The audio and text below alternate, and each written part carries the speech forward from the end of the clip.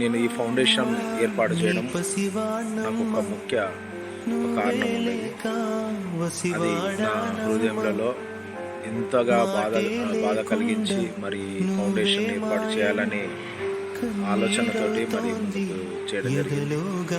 ఎందుకంటే శివనగర్ అనే ప్రాంతంలో, వరంగల్ శివనగర్ అనే ప్రాంతంలో శ్మశాన వాటికలో ఒక చిన్న బాబును ఇక్కడ పడేసినప్పుడు నాకు చాలా బాధ. వారికి ఒక గుణపాఠంగా ప్రభా యేసయ్యానికి వందనాలు తెలియజేస్తున్నాను.